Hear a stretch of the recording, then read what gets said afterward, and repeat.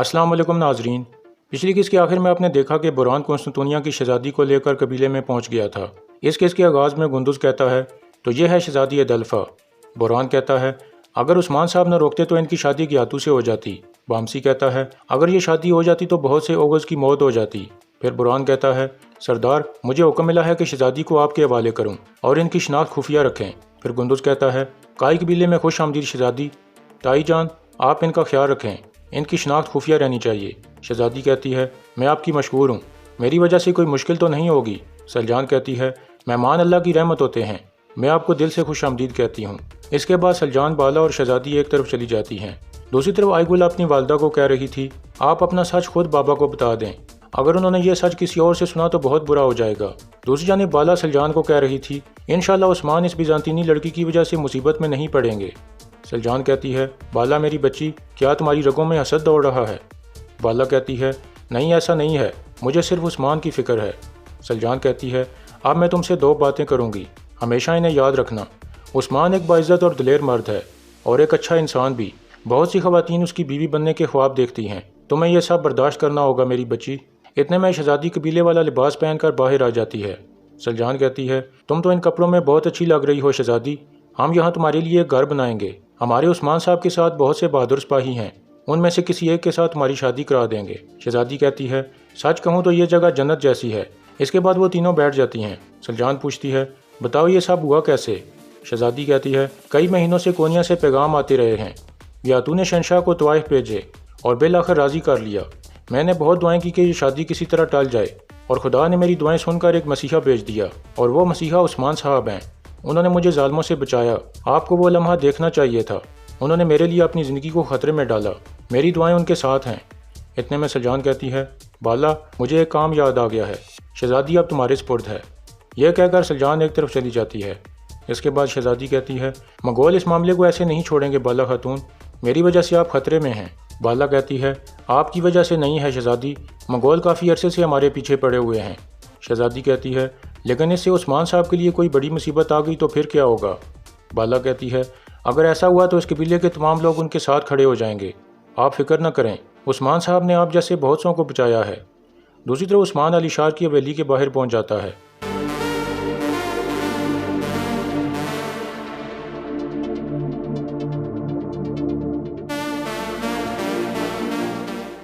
इस तरह बलगाए भी अपने साथियों के साथ पहुंच जाता है। फिर वो सब अंदर की तरफ चल पड़ते हैं और अलीशार के सामने पहुंच जाते हैं। अलीशार कहता है क्या मैं तुम्हारे यहाँ आने की वजह जान सकता हूँ उस्मान? उस्मान कहता है मेरे चचा कहाँ हैं अलीशार साहब? अलीशार कहता है हम तो दुंदार साहब को मुर्दा समझते हैं, अगर वो जिंदा भी हैं तो वो यहाँ कैसे हो सकते हैं? फिर बलगाए कहता है अलीशार दुंदार को अपनी बिल से बाहर निकालो वरना मैं तुम दोनों के सर काट दूंगा।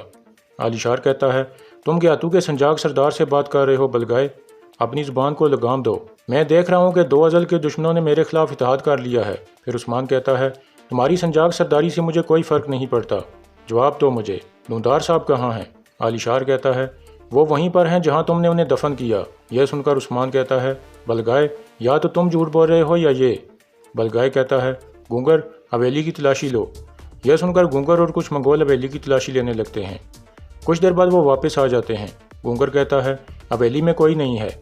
यह सुनकर उस्मान और बलगाए काफ़ी हैरान होते हैं। फिर अलीशार कहता है तो किसने किसको धोखा दिया? किसी पैगाम रसा परिंदे ने आपको गलत खबर दी है। उस्मान कहता है तुम जानते हो मैं यहाँ तुम्हारा खून क्यों नहीं बहा रहा, ताकि कोई ये ना कहे कि मंगोल काफरों के आगे उस्मान ने एक मुस्लिम का खून बहा दिया, लेकिन जब हम दोबारा मिलेंगे तो तुम्हारा सर तुम्हारे जिस्म से अलग कर दूंगा, फिर लोग कहेंगे कि मुनाफिक अपनी सज़ा पा गया। यह कहकर उस्मान बाहर निकल जाता है। फिर बलगाए अलीशार को कहता है तुमने मेरे साथ खेल खेलने की कोशिश की है, आइंदा मेरे रास्ते में मत आना वरना मैं तुम्हें अपने पाँव तले कुचल दूंगा, याद रखना। यह कहकर बलगाए और उसके सिपाही भी बाहर निकल जाते हैं। वो बाहर आते हैं तो उस्मान कहता है तुम्हारी मालूमात दुरुस्त नहीं थी बलगाए, तुमने कहा था कि दुंदार चचा हवेली में होंगे। बलगाए कहता है हम दोनों जानते हैं कि ये झूठ बोल रहा है। उस्मान कहता है एक अच्छे कमांडर के पास अच्छे जासूस होते हैं, अगर तुम्हारे मुखबिर भी तुम्हें धोखा देते हैं तो मंगोलों के इस हाल पे मुझे अफसोस है। बहरहाल मैं वादा वफा करूँगा, और अगर तुम ये भी जानना चाहते हो कि चंगेज़ खान के कवानीन कहाँ हैं तो ये सुन लो कि वो मैंने यानीस को दे दिए थे, जाओ और जाकर ले लो उससे। यह कहकर उस्मान अपने घोड़े की तरफ बढ़ जाता है। फिर बलगाए कहता है گونگر تیار ہو جاؤ، تم گلوجا حصار کے لیے جا کر اس کو قبرستان بنا دو، اور جو میرا ہے وہ مجھے لا کر دو، ورنہ میں تمہارا سر اتار دوں گا۔ گونگر کہتا ہے جیسے آپ کا حکم بلگائے، تو آپ ابھی کہاں جائیں گے؟ بلگائے کہتا ہے جن کی وجہ سے مجھے شرمندگی ہوئی ان سے جا کر حساب لوں گا۔ اس کے بعد وہ سب روانہ ہو جاتے ہیں۔ اسی دوران ایک بزرگ عثمان کو اشارہ کرتا ہے تو عثمان اس کے پاس آ جاتا ہے۔ پھر بزرگ کہتا ہے ہمیں آپ کا انتظار رہے گا عثمان صاحب۔ عثمان کہتا ہے میں آؤں گا۔ دوسری طرف دھندار اور اس کے گھر والے قبیلے کی طرف روانہ ہو گئے تھے۔ اتنے میں دھندار کو کچھ درد محسوس ہوتا ہے تو وہ رک کر گھوڑے سے نیچے اتر آتا ہے اور پھر کہتا ہے ایک طرف تیر کے زخم اور دوسری طرف پھوڑے کے زخم کی تکلیف ہے مجھے، لیکن فکر نہ کرو میں بہتر ہوں۔ اس کے بعد زورا آئی گل اور سالتوں کو ایک طرف بھیج دیتی ہے اور پھر دھندار کو کہتی ہے کچھ باتیں آپ کو بتانا ضروری ہیں۔ میں نے آپ کی حکم عدولی کی ہے، میں بلگائے سے ملی تھی۔ یہ سن کر دھندار کافی غصے میں آ جاتا ہے۔ پھر زورا کہتی ہے میرا بیٹا باتور اس پاگل عثمان کے پیچھے چلا گیا تھا، میرے پاس اور کوئی چارہ نہیں تھا۔ تھپڑ مار کر دھندار پوچھتا ہے بتاؤ تم نے اور کیا کیا؟ زورا کہتی ہے میں نے باتور کے بدلے میں بلگائے کو عثمان پیش کر دیا تھا۔ پھر بلگائے نے مجھ سے پوچھا کہ گیاتو کو خبریں کون دے رہا ہے، تو میں نے آپ کی بجائے گندز کا نام لے لیا۔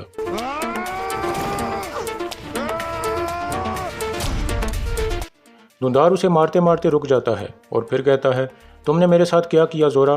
تم میری عزت کو کیسے کچل سکتی ہو؟ میں برسوں سے ایک ناگن کو پالتا رہا، ابھی میں اپنی بیٹی کی وجہ سے تمہیں معاف کر رہا ہوں، لیکن اگر تم نے ایک اور غلطی کی تو اپنے ہاتھوں سے تمہاری جان لوں گا۔ دوسری طرف شہزادی پوچھ رہی تھی کیا تمہارے بادشاہ عثمان صاحب ہیں؟ بالا کہتی ہے قبیلے کا نظام قبیلے کا سردار چلاتا ہے، اور اس وقت قبیلے کے سردار عثمان صاحب کے بڑے بھائی گندز صاحب ہیں۔ شہزادی کہتی ہے یہاں کی ہر چیز مختلف ہے، لیکن خدا کا شکر ہے کہ میں عثمان صاحب اور آپ سب سے ملی۔ اتنے میں قبیلے کا ڈھول بجتا ہے۔ بالا کہتی ہے شہزادی آپ اندر خیمے میں چلی جائیں۔ یہ سن کر شہزادی اندر چلی جاتی ہے۔ اسی طرح دھندار اور اس کے گھر والے قبیلے میں پہنچ جاتے ہیں۔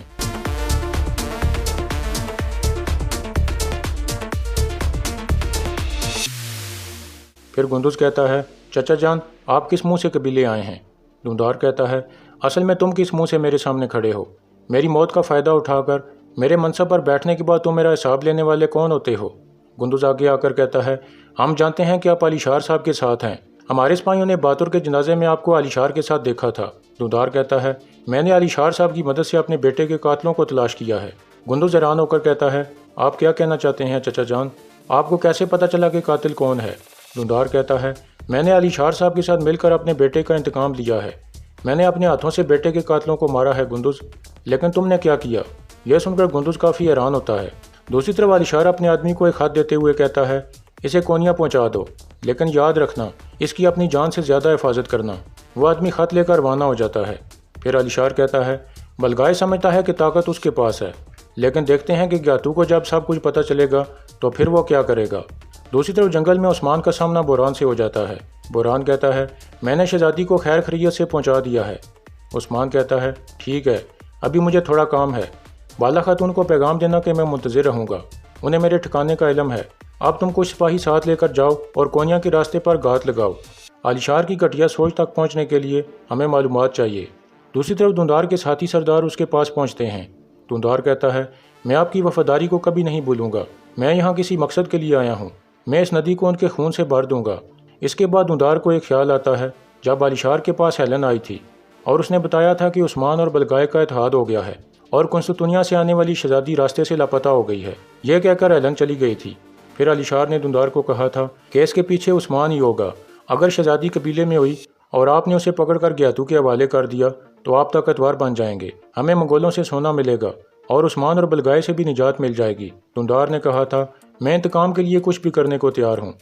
اس خیال کے بعد دھندار کہتا ہے آپ میری بات غور سے سنیں، خفیہ طور پر قبیلے میں ایک بیزانتینی خاتون کو لایا گیا ہے، آپ نے اسے ڈھونڈ کر اغوا کرنا ہے، لیکن اسے کوئی تکلیف نہیں پہنچنی چاہیے۔ یہ سن کر وہ دونوں رضامند ہو جاتے ہیں اور پھر ایک طرف چل پڑتے ہیں۔